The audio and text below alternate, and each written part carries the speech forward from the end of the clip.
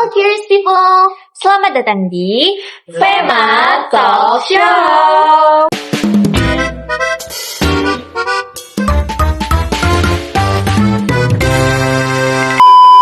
Alias Fida, Elva, Misaila, Karena Talk Show. Obrolan tanpa gini, tapi Jadi, kita akan membahas kejadian Petrus Felix. Kalian tahu nggak apa itu? Itu adalah singkatan dari penembakan misterius.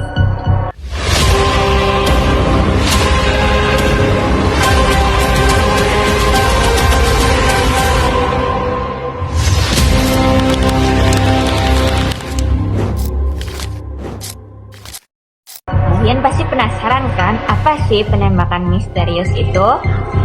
Terus dari itu, simak podcast kami ya.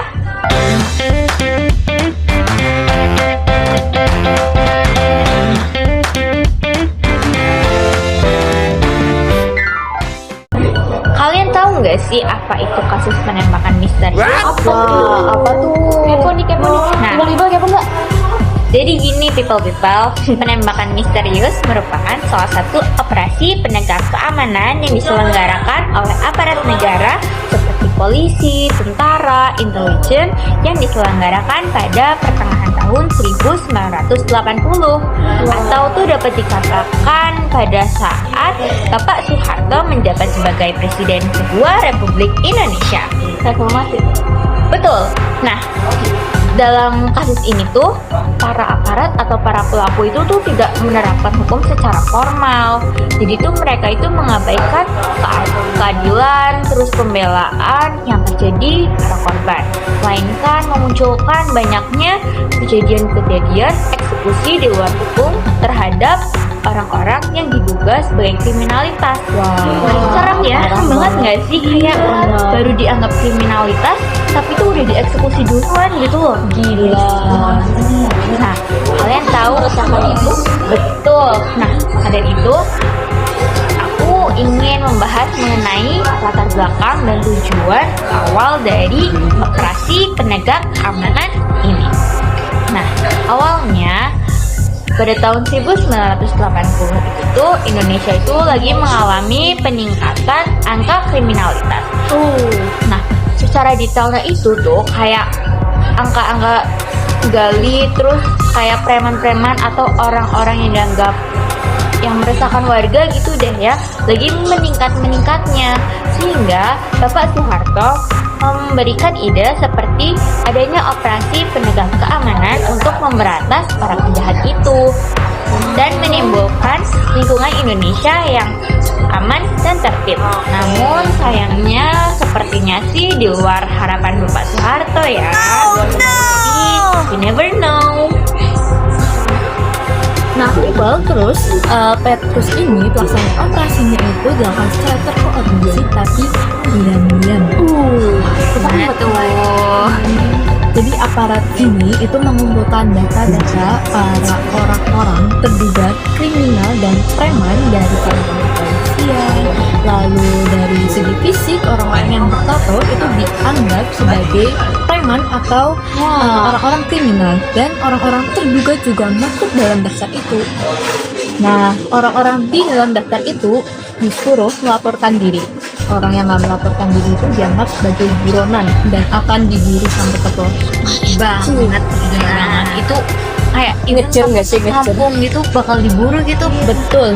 Dan mereka itu setelah memburu, mereka bakal bawa orang-orang ini ke tempat tersembunyi dan akan mengeksekusi mereka dengan senjata api resmi. Betul. Dor. Dan mayat-mayat mereka ini diletakkan begitu saja di pinggir jalanan, di bantaran sungai, di semak-semak. Bahkan ada mayat yang digantung di jalanan dengan pola tembakan yang khas. Ya ampun, ngeri banget. Gila, segila itu. Mayatnya bersamalan. Sama terlalu bisa. Aja ya, ini beneran banget. Gila.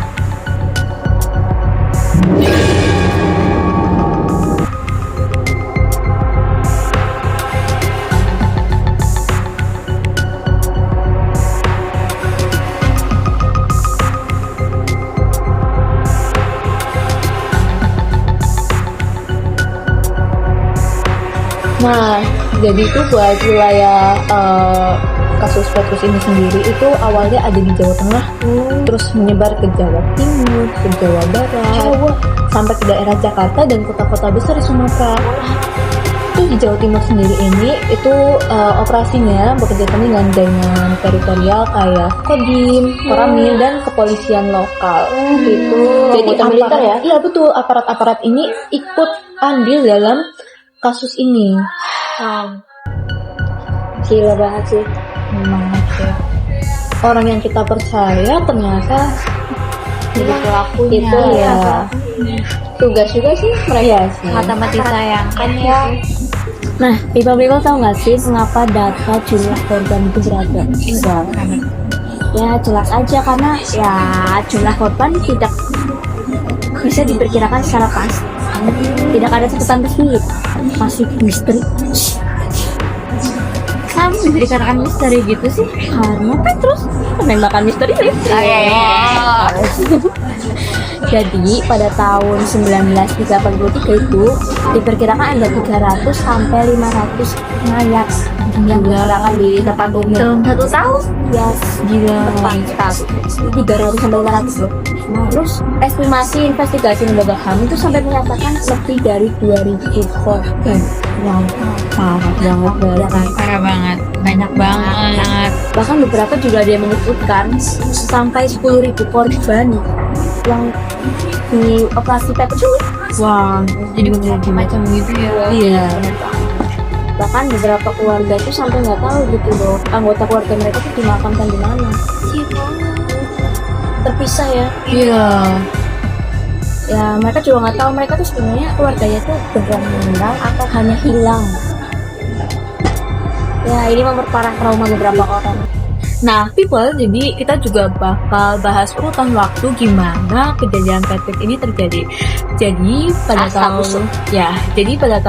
pada awal tahun 1980 itu tuh lagi marak-maraknya kegiatan kriminalitas di Indonesia. Dan itu terdengar sampai negara-negara luar. Nah, hal inilah yang membuat Presiden Soeharto mencetuskan operasi Petrus. Awal mulanya dari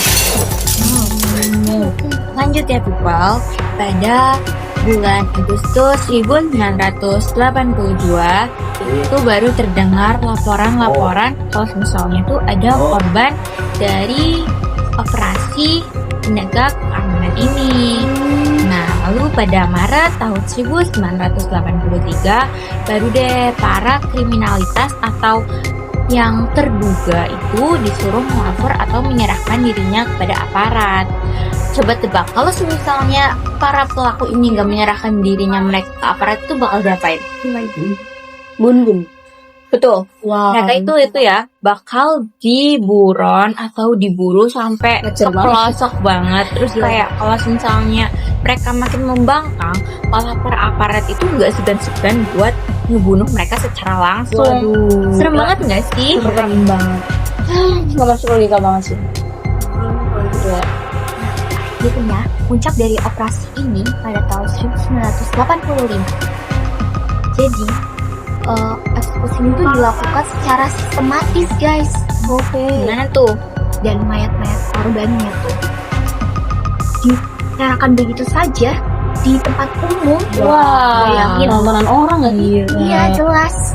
Dan akhirnya ini menyebabkan ketakutan yang besar bagi masyarakat di kota-kota besar di Indonesia.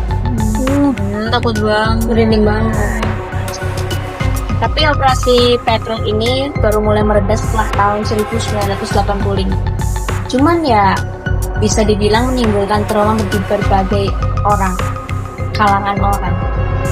Untungnya, tahun 2008 kemarin Komnas HAM itu menetapkan Petrus ini sebagai kasus pelanggaran HAM berat. Tapi sayangnya mereka belum memberikan timbal balik atau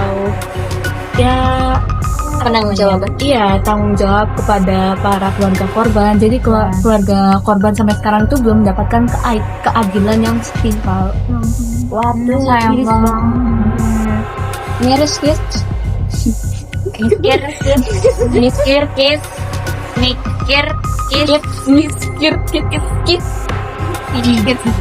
Nah, people, kalian tahu nggak sih apa aja dampak sosial dan politik yang timbul dari operasi Petrus ini? Apa tuh? Yang pertama, ada efek teror di masyarakat, yang mana rasa takut yang luar biasa itu berkembang luas di masyarakat.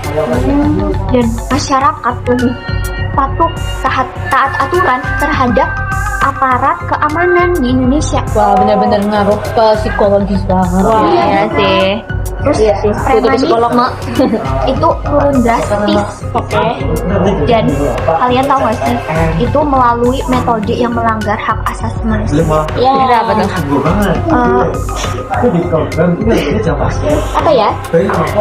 Jadi itu kayak apa ya? Premanisme tuh, kalian tahu preman kan? Tahu. Mereka tuh kan pasti kayak suka melanggar hukum. Mereka tuh suka membuat ketidaktenangan di masyarakat gitu. Jadi kan itu turun drastis, dan pencegahannya tuh melalui metode yang melanggar hak asasi manusia gitu loh. Oh, udah. Terus yang kedua, ada kontroversi hukum, di mana tidak ada proses pengadilan yang jelas. Terus banyaknya eksekusi dilakukan secara tanpa bukti yang kuat. Wah, Iya nggak sih? benar-benar kayak secara resmi nggak ada buktinya gitu. Iya. Aparat negara tuh menjadi hakim sekaligus algojo. Algojo. Kalian tahunya apa tuh algojo? Butuh hijau. Apa ya? Apa tuh? Pembunuh. Oh, pembunuh. Ya, Killer. Terus jadi pembunuh? ya betul sekali. Merinding. Kalian mau tahu yang selanjutnya itu apa? Apa tuh? Luka dan trauma dari keluarga korban. Wah, Iya, itu tentu banget. Pasti meninggalkan luka sih bagi para keluarga korbannya. nggak cuma setengah 2 tahun sih rupanya. Banyak keluarga tuh yang kehilangan anggota keluarganya tanpa kejelasan. Terus banyak juga jenazah yang tidak ditemukan dan tidak diketahui jelas identitasnya. Sedih banget ya. Hingga kini masih ada juga keluarga dari korban yang menuntut kejelasan dari hilangnya korban ini. Masih jelas. Nah, yang terakhir, ini menjadi catatan kelam bagi demokrasi Indonesia. Apa tuh? Petrus nih menunjukkan bagaimana negara dapat menggunakan kekerasan ekstrim untuk mencapai stabilitas. Wah, iya bener banget. Keseimbangan, Dari sudah aku simak juga kayak aku relate banget ini sama kalimat ini sih. ya kan? Iya. Tetapi mengorbankan hukum, moral, asasi manusia. Itu parah banget, parah. Itu udah angkat tangan. Nah, dari semua bahasan mengenai Petrus yang tadi kita sudah bahas nih guys. Oke, ada satu pertanyaan nih. Kenapa nih penting untuk dipelajari? Kenapa ini? Kepo nggak kepo? Kenapa ya? Karena Petrus bukan hanya sebagai sejarah, tetapi jadi peringatan bagi kita bahwa keamanan tuh tidak boleh menggunakan kekerasan tanpa proses hukum. Dan mereka tuh ya tidak boleh menghalalkan lah ya kekerasan ini. Terus bahwa kekuasaan tanpa kontrol dapat menyebabkan ketimpangan.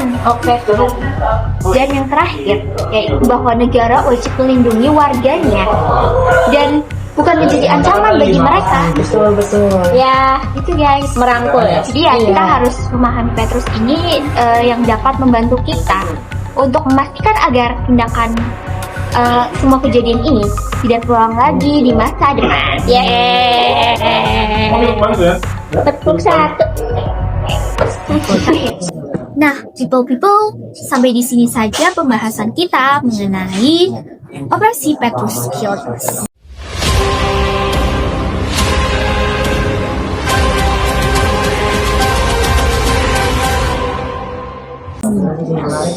See you in another talk show or our CEMA episode. Bye bye people. Bye bye. See ya guys.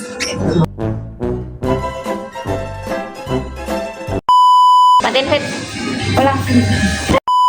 Aja lah yang tadi lah. Bagus guys, masukin aja ya. Muncul Fit. Gali. Udah ini. Alias Talk show kita. cut aja deh.